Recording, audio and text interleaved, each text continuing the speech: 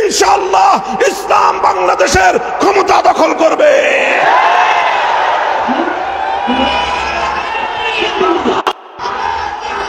পরিষ্কার কথা, স্পষ্ট কথা, শুধু আওয়ামী লীগ নয়, এই জাতীয় যারাই আছেন, ইসলামকে রাজনৈতিক ভাবে দেখতে আপনাদের পছন্দ হয় না, পয়গাম শুনে রাখেন, বাংলাদেশে আপনাদেরকে আমরা বরদাস্ত করতে পারবো না।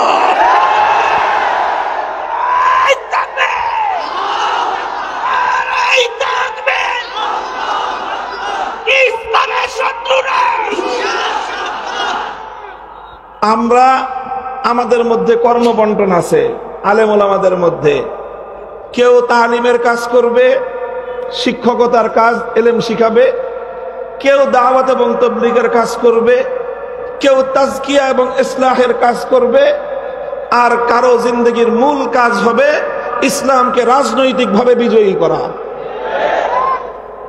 কাজেই কেউ যদি ইসলামী শিক্ষার বিরোধিতা করে সে যেরকম মুরতাদ, কেউ যদি ইসলামী দাওয়াতের বিরোধিতা করে সে যেমন মুরতাদ, কেউ যদি ইসলাহ এবং তাজকিয়ার বিরোধিতা করে সে যেরকম মুরতাদ, কেউ যদি ইসলামী রাজনীতির বিরোধিতা করে সেও মুরতাদ। এই প্রশ্নে কোনো আপোষ নাই, কোনো আপোষ নাই। আওয়ামী লীগ আর আওয়ামী লীগকে দেখা দেখি মাঝে মাঝে বিএনপিও এই কথা বলার চেষ্টা করে, এই কথা বলার চেষ্টা করে যে রাজনীতিতে ধর্মের প্রবেশের কোনো সুযোগ নাই। এই কথা যদি তোমরা পরিবর্তন না করো, এই কথা যদি পরিবর্তন না করো, আগামী দিনে বাংলাদেশ তোমাদের ব্যাপারে একই সিদ্ধান্ত নেবে। মনে রেখো, ইসলামের বিজয়ের এক বাতাস প্রবাহিত হয়েছে, সেই বাতাস ইমারতে ইসলামিয়া কায়েম করেছে। সেই হাওয়ায় দুলতে দুলতে আমেরিকার নেতৃত্বাধীন পশ্চিমা জগৎ পরাজয় মেনে নিয়েছে।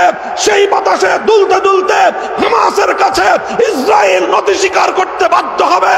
সেই হাওয়া বাংলার মাটিতে লেগেছে। ইনশাআল্লাহ ইসলাম বাংলাদেশের ক্ষমতা দখল করবে।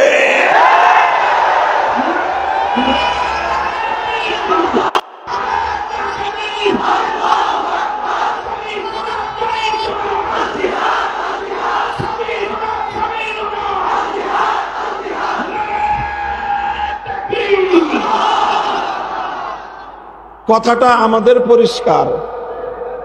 অন্যান্য ধর্মের ব্যাপারে আমার কোনো কথা নাই।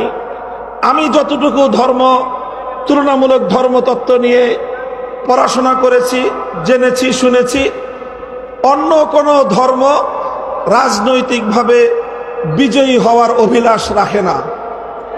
এই জন্য ওই সকল ধর্মগুলো রাজনীতিতে থাকবে কি থাকবে না সেটা তাদের ধর্ম প্রণেতা যারা আছে, ধর্মের নিয়ন্ত্রক যারা আছে, অন্য সবগুলো ধর্ম নিয়ন্ত্রণ করে মানুষ। একমাত্র ইসলাম ধর্ম এমন যে তার নিয়ন্ত্রণের বাগডোর কোনো মানুষের হাতে নয়, বরং স্বয়ং আল্লাহর হাতে। আল্লাহকে তরতিব দিয়েছেন, সেটআপ দিয়েছেন। এখানে কিয়ামত পর্যন্ত এক নোক্তার পরিবর্তন করার সুযোগ কারো জন্য নাই।